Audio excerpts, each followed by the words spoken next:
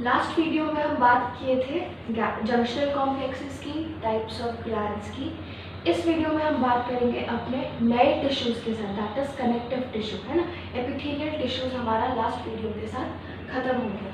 हमने 4 तरह के टिश्यूज़ देखे थे स्टार्टिंग में एकदम, epithelial tissues, connective tissues, muscular tissue and neural tissue. अब हम जो डिस्कस करेंगे दैट इज कनेक्टिव टिश्यू।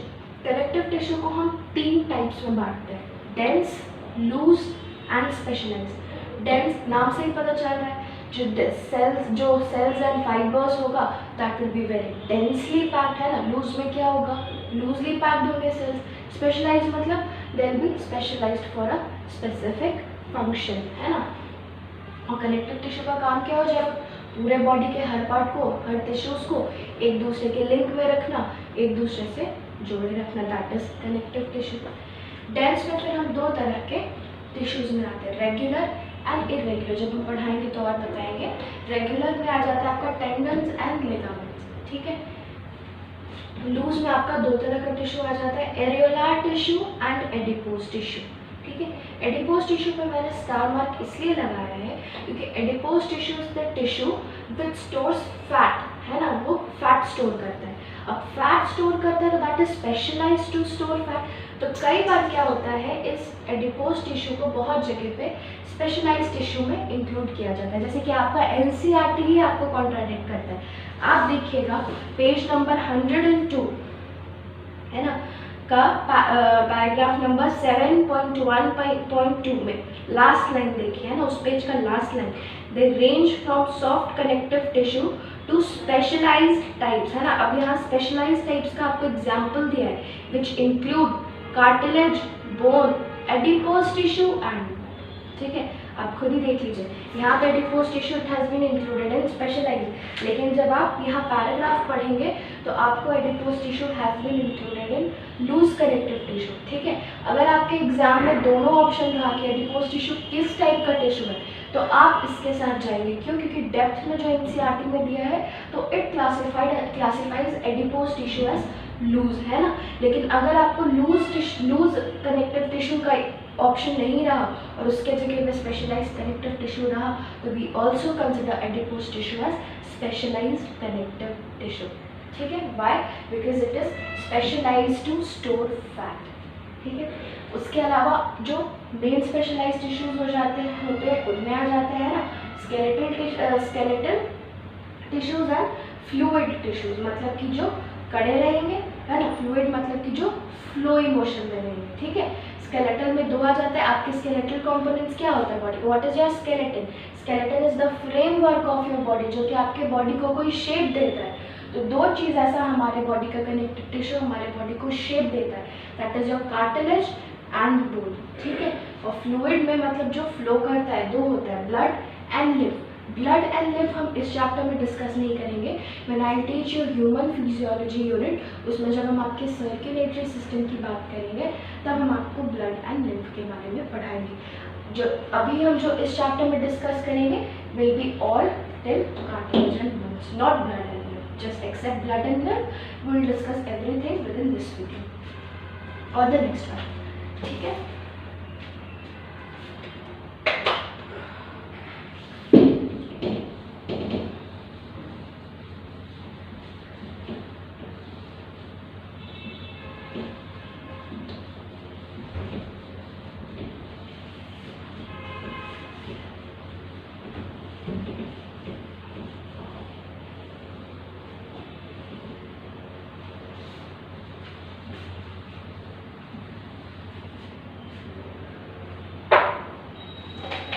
हम सबसे पहले आते हैं लूज कनेक्टिव टिश्यू में।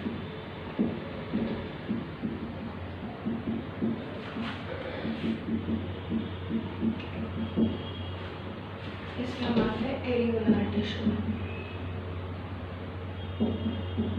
ठीक है।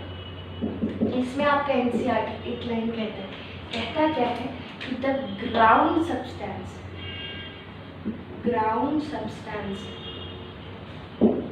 is semi-solid, it is semi-solid। अच्छा, ग्राउंड सब्सटेंस समझते हैं?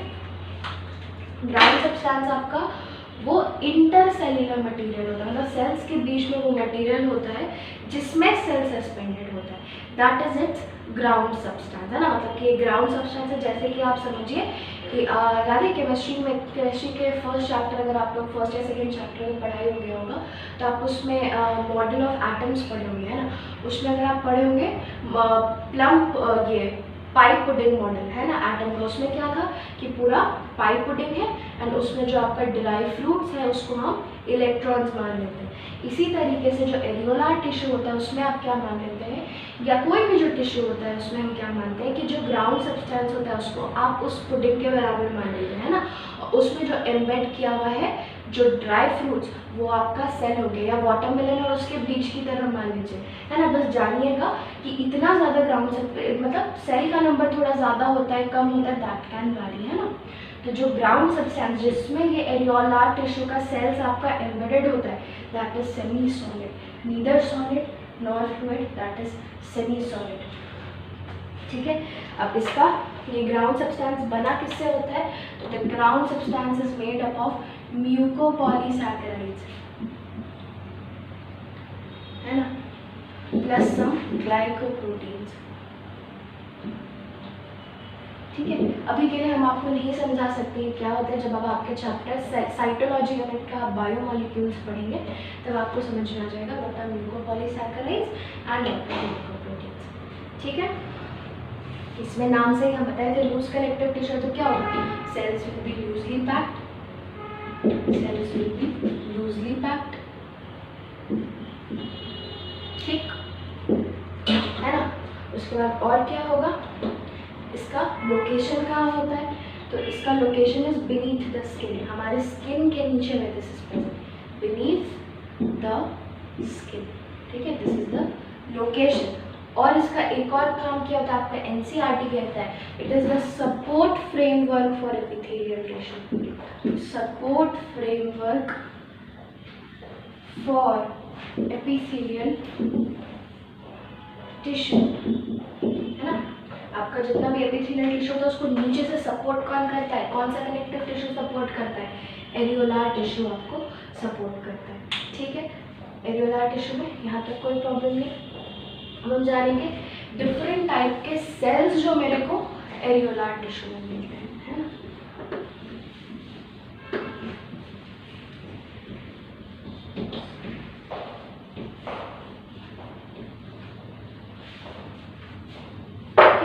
इसमें मेरे को सेल्स कौन से मिलते हैं, सेल्स इन एरियोलार टिश्यू, है ना। पहला हमको मिलता है फाइब्रोब्लास्ट।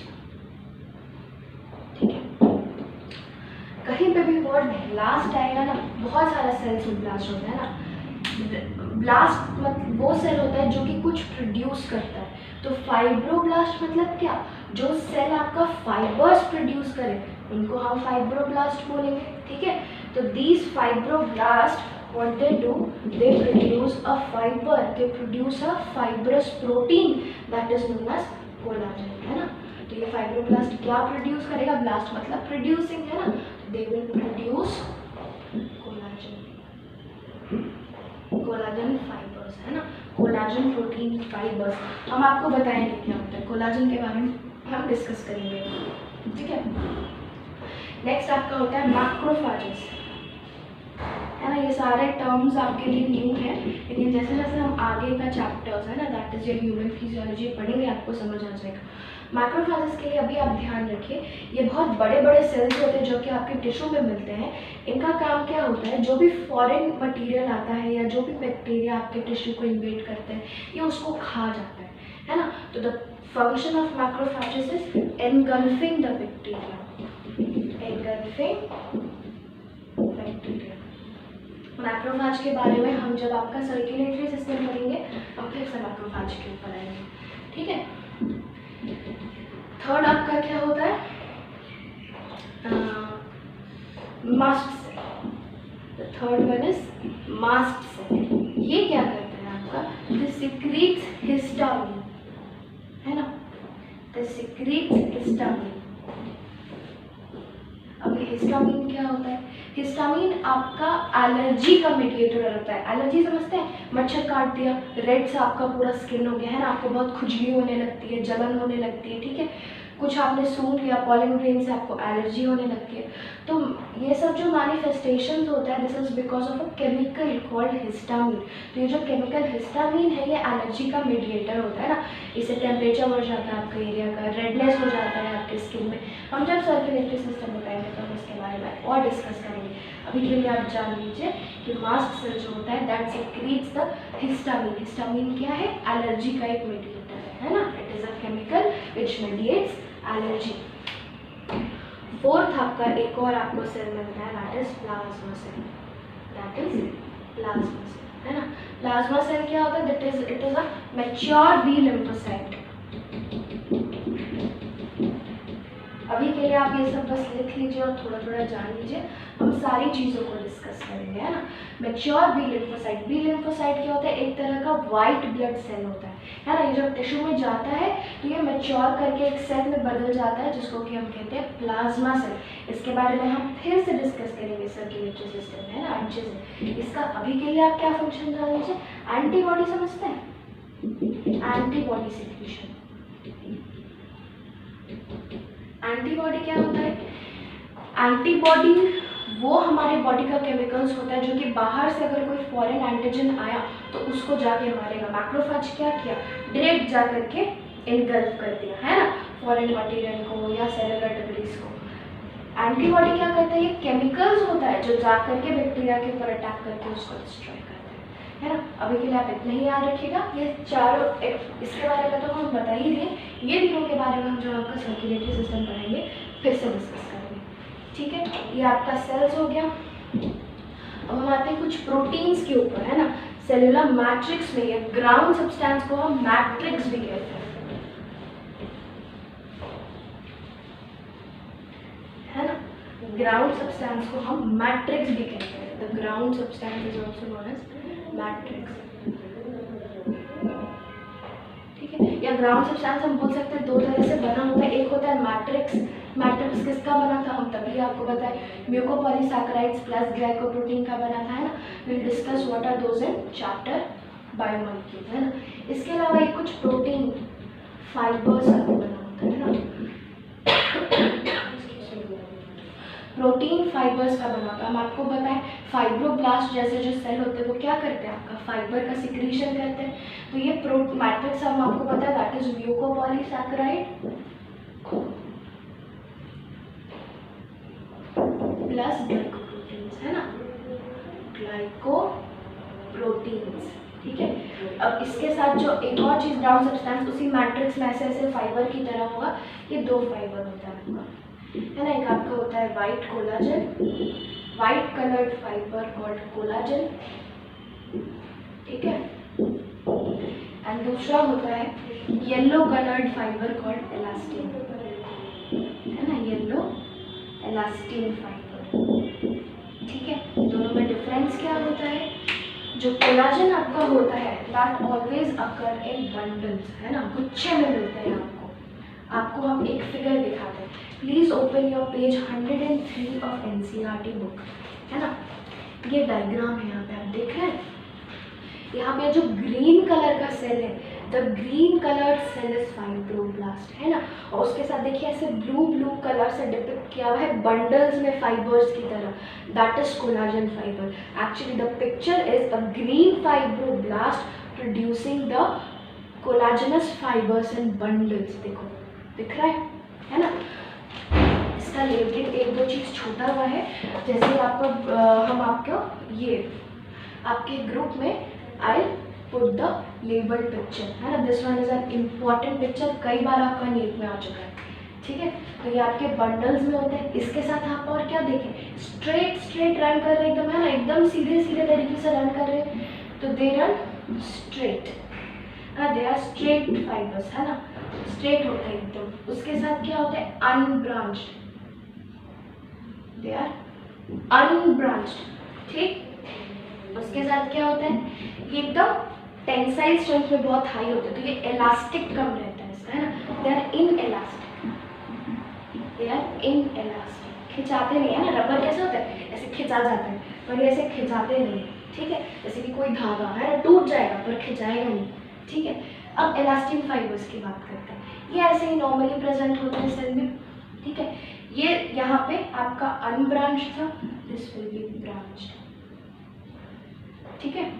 आपका एनसीईआरटी में भी उसी डायग्राम में देखिए येलो कलर का एक साइड से निकलता हुआ फाइबर है, दैट इज इलास्टिन फाइबर, है ना। ऑब्वियसली अलग से है तो बंडल में नहीं रहता है ना, स्ट्रेट नहीं रन करता है, वेवी जैसा स्ट्रक्चर में होता है, ठीक है। उसके साथ जो मेन आपको याद रखना है that is branch, and branch के साथ इट इज वेरी इलास्टिक, है ना। जैसे कि एक रबर बैंड कैसा होता है, ऐसे आप खींचेगा ऐसे खिंचा जाएगा, तो the elastic fibre is like a rubber band and white collagen fibre is like a thread, जो कि आप खींचेगा तो टूट जाएगा पर खिंचाएगा नहीं, है ना। This is in elastic, this is elastic. हम आपका लेबल डायग्राम आपके ग्रुप में अपलोड करेंगे, ठीक है। उसके साथ एक और फाइबर है आपके उसी में, है ना, पिंक कलर से डिपिक्ट किया हुआ है, that is reticular fibres, those are reticular fibers। Reticular fibre जो पिंक कलर से डिपिक्ट है, ये क्या होता है, ये कुछ नहीं होता, that is it is a modified collagen, it is a modified collagen, ठीक है। इसको हम एक और चीज कहते हैं, we say that this is type 3 collagen, ठीक है। इसका अरेंजमेंट कैसा होता है, रेटिकुलर स्ट्रक्चर, रेटिकुलर स्ट्रक्चर, है ना। रेटिकुलर मतलब क्या, नेट लाइक अरेंजमेंट, ऐसे ऐसे ऐसे ऐसे ऐसे आपका ना नेट्स बना रहेगा, है ना, ठीक है। येलो इलास्टिन फाइबर्स कैसा होगा, it will be normal branch like this, है ना, ऐसे ऐसे, है ना, वेवी स्ट्रक्चर्स ऐसे, इसमें नेट जैसा स्ट्रक्चर बना रहेगा। और आपका व्हाइट कोलाजन कैसा होगा, एकदम unbranched and straight, unbranched and straight, ठीक है। आपको कोई प्रॉब्लम एरियोलार टिश्यू में, आई डोंट थिंक, ठीक है। नेक्स्ट हम आएंगे आपका एडिपोज टिश्यू में।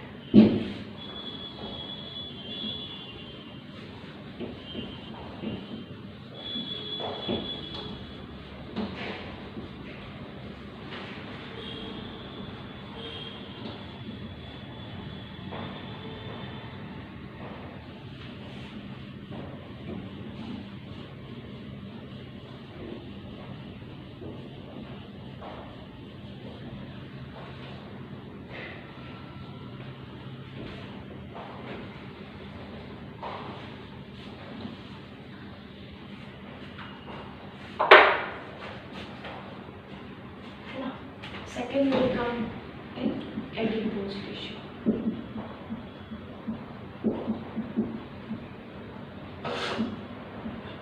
Adipose tissue मैंने आपको तभी बताया, it is specialized to store fat. It is specialized to store fat, है ना। इसमें क्या होता है, जो सेल्स होते हैं, है ना, सेल के बीच में फैट स्टोर होने लगता है। ऐसे फैट स्टोर होता है कि जो भी आपका मतलब सेल में जो फैट स्टोर होता है एकदम सेल के बीचों बीच स्टोर होता है, इस तरीके से कि आपका जितना भी साइटोप्लाज्म होता है, न्यूक्लियस होता है, सब everything is pushed towards the periphery, है ना, everything is pushed towards periphery. Periphery मतलब समझते हैं, सेल के किनारे, है ना। पेरिफेरी मतलब किसी भी चीज़ के किनारे, है ना। जैसे कि अगर हम बालकनी में खड़े हैं, जैसे मेरे कोई एक सेल है, इसका एकदम एज के साइड पे हम कहेंगे कि everything is in the periphery, है ना। और सेल के सेंटर पे आपका there will be deposition of fat droplets, है ना। सेल के बीचों बीच there will be deposition of fat, है ना। दिस इज फैट, है ना। Cellular contents push towards periphery.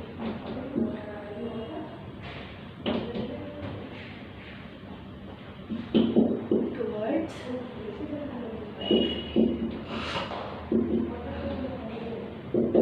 ठीक, ये आपका न्यूक्लियस हो गया, कोई प्रॉब्लम नहीं है। यहाँ तक। इसका लोकेशन कहाँ होता है आपको पता है कि जो भी आप फूड खाते हैं ना, सबसे पहले the food is stored in the form of glycogen and liver, है ना। एक दिन का खाना आपका लिवर ही स्टोर कर लेता है in the form of glycogen, है ना, इट इज़ अ कार्बोहाइड्रेट। उसके बाद भी अगर आप सरप्लस फूड लेते हैं मेरे जैसे, तो क्या होगा, जो भी फूड आपका होगा that will be stored beneath the skin, है ना। स्किन के नीचे में आपका फैट स्टोर होने लगेगा, है ना। तो फैट एडिपोज टिश्यू का आपका जगह क्या हो गया, what is the location of adipose tissue, adipose tissue is located beneath the skin. Areolar tissue भी आपका beneath the skin, it is also located beneath the skin, beneath the skin, है ना। जितना आप एक्स्ट्रा खाना खाते हैं फैट के फॉर्म में वैसे स्टोर हो जाता है, ठीक है। अब ये जो फैट ड्रॉपलेट स्टोर होता है ये दो तरह का होता है ना, ज़्यादा नहीं जानना है, थोड़ा सा जानना है। दो तरह का फैट होता है, एक होता है वाइट फैट, दूसरा होता है ब्राउन फैट, ठीक है। वाइट फैट क्या होता है, ये मेन स्टोरेज के काम आता है, जो हम लोग के बॉडी में आपको नॉर्मली मिलेगा, है ना। इसमें क्या होता है, ये आपका स्टोरेज के काम आता है, तो ये जल्दी मेटाबोलाइज नहीं होता है, इसमें माइटोकॉन्ड्रिया का नंबर कम रहता है ना, माइटोकॉन्ड्रिया का नंबर कम होता है। और क्या होता है कि ये आपका एक सिंगल लार्ज ड्रॉपलेट, है ना। जैसे ये फैट जो स्टोर है ये पूरा का पूरा एक ही बड़ा सा फैट का ड्रॉपलेट स्टोर होगा, है ना। तो a single large fat droplet store, है ना। ब्राउन में क्या होता है, माइटोकॉन्ड्रिया का नंबर बहुत ज़्यादा होता है। माइटोकॉन्ड्रिया के बारे में आपको पता है, what is mitochondria, mitochondria is responsible for your cellular respiration, है ना। तो माइटोकॉन्ड्रिया का नंबर ज़्यादा होने के कारण mitochondria is brown in colour, है ना। आयरन पिगमेंट्स उसमें होता है, आयरन का आपको कलर पता है ब्राउन होता है। एप्पल को अगर आप काट करके खुला छोड़ दीजिएगा it will turn brown, why, because the iron gets oxidised and oxidised Fe3+ iron has a brown colour, है ना। रस्टिंग हो जाती है, जंग लग जाती है, तो किस कलर में आयरन हो जाता है ना, ब्राउन कलर हो जाता है। तो माइटोकॉन्ड्रिया में भी आपका आयरन होता है जिसके वजह से इट इज ब्राउन। तो माइटोकॉन्ड्रिया का नंबर ज़्यादा होने के चलते ये जो फैट आपको होता है दिस अपीयर्स एज ब्राउन, इसलिए हम इसको ब्राउन फैट कहते हैं। अब माइटोकॉन्ड्रिया ज़्यादा होता है तो फैट का यूजेज भी ज़्यादा होगा। आपको पता है फैट एनर्जी गिविंग है, तो आपका क्या होगा, फैट ज़्यादा बर्न होगा। फैट ज़्यादा बर्न होगा तो आपका हीट ज़्यादा प्रोड्यूस होगा, है ना। तो आप याद रखिएगा। अच्छा, और इसमें क्या होता है कि इसमें हमको हीट ज़्यादा प्रोड्यूस करना है बिकॉज माइटोकॉन्ड्रिया का नंबर ज़्यादा है। तो एक बड़ा सा अगर ड्रॉपलेट है और इन कंपैरिजन उतना ही ढेर सारा छोटा छोटा ड्रॉपलेट्स है, आप में किस में एनर्जी निकालना ज़्यादा आसान होगा बताइए। ऑब्वियसली स्मॉल वाला में, क्यों, क्योंकि उसका सरफेस एरिया बढ़ गया है, ठीक है। तो इसमें क्या होता है, numerous small fat droplets, numerous small fat droplets, है ना। इसमें एक लंबा सा एक ही बार में एक बड़ा सा फैट ड्रॉपलेट था, इसमें आपका क्या है, इसमें आपका बहुत सारा छोटा छोटा ड्रॉपलेट होगा। तो ऑब्वियसली इससे आपको क्या पता चल रहा है, this is required, brown fat is required in order to increase the temperature. Heat production के लिए आपका ब्राउन फैट ज़्यादा काम आता है, और अगर आपको fat as a food store करना है तो आपका वाइट फैट काम आता है। इसलिए हमारे बॉडी में जब हम एक्स्ट्रा सरप्लस खाते हैं तो हमारे बॉडी में वाइट फैट की तरह स्टोर हो जाता है। और अगर जैसे कि जो छोटे बेबीज़ होते हैं ना, उनका बॉडी बहुत छोटा होता है, उनको ज़्यादा हीट की ज़रूरत होती है, इसलिए छोटे बेबीज़ में आपको ज़्यादा कैसा फैट मिलेगा, आपको छोटे बेबीज़ में ब्राउन फैट मिलता है।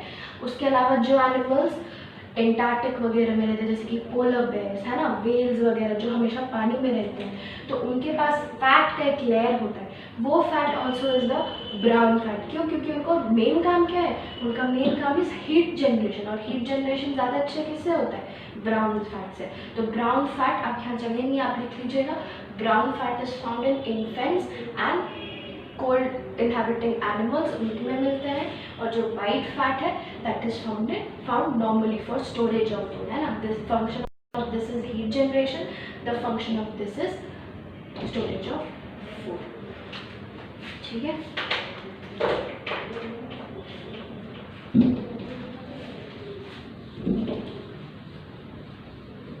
नेक्स्ट हम बात करेंगे डेंस कनेक्टिव टिश्यू की, है ना। नेक्स्ट हम बात करेंगे डेंस कनेक्टिव टिश्यू की।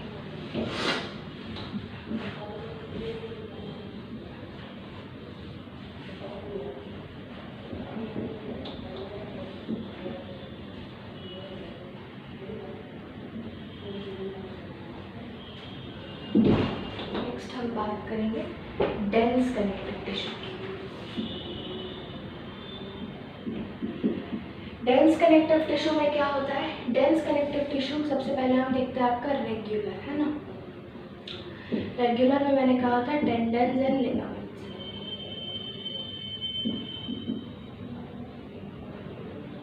ठीक, टेंडन्स में क्या है कि आप याद रखिएगा, मेरे को याद करने में बड़ा दिक्कत होता है ना। Tendons and ligaments are the one, जो एक होता है जो आपका बोन से बोन को जोड़ता है ना, और एक होता है जो आपका मसल से बोन को जोड़ता है। आपको पता है यू हैव स्केलेटल मसल। अगर if I am moving my hand like this, तो मैं मेरे यहाँ का बोन मूव कर रही हूँ, ठीक है। अब ये बोन कैसे मूव कर रही हूँ? यहाँ पे मसल्स लगा हुआ है, उन मसल्स की मदद से मैं बोन को मूव कर रही हूँ, ठीक है। तो एक तो बोन टू बोन जो ज्वाइन करता है वो जॉइंट हो गया, है ना। मतलब एक आपका हो जाएगा जो आपका बोन से बोन को ज्वाइन करता है, एक हो जाएगा जो मूवमेंट में मसल को बोन से ज्वाइन करना पड़ेगा, तभी तो हम बोन को हिला पाएंगे, तभी तो मेरा मूवमेंट होगा, है कि नहीं। तो मसल से बोन को जोड़ने के लिए एक होता है। तो आप याद कैसे रखिएगा? एल एंड टी से याद रखना, है ना। मैं ऐसे याद रखती थी। एल मतलब क्या? एक ही लाइन पे है ना, देखो अलग अलग टूटा नहीं है कहीं से, तो it will join bone to bone, है ना। और टी कैसा हो गया? अलग से हो गया, एक की अलग लाइन, एक की अलग लाइन। तो tendon joints bones to muscles, है ना। तो आप याद रखिएगा कि ligament join bone to bone, है ना, and tendons join bone to muscle. ठीक है, हो गया। अब याद रखिएगा ये जो लिगामेंट होता है आपका, इसमें आपका कोलाजन और इलास्टिन दोनों प्रेजेंट रहता है, टेंडन में भी, ठीक है। कोलाजन इलास्टिन दोनों फाइबर्स प्रेजेंट रहते हैं, ठीक। अब हम आपका आ जाते हैं इरेग्युलर में। रेगुलर में क्या होगा कि आपको जो फाइबर्स का, कोलाजन फाइबर्स का ओरिएंटेशन होगा दैट विल बी स्ट्रेट, है ना। जैसे अगर ये मैट्रिक्स है तो कोलाजन फाइबर ऐसे है ना, एकदम एक लाइन पे अरेंज रहेंगे। इरेगुलर में क्या होगा? कोई ऐसे, है ना, कोई ऐसे, इस तरीके से अरेंज रहेगा। ये आपका कहाँ प्रेजेंट होता है? दिस इज प्रेजेंट, ठीक।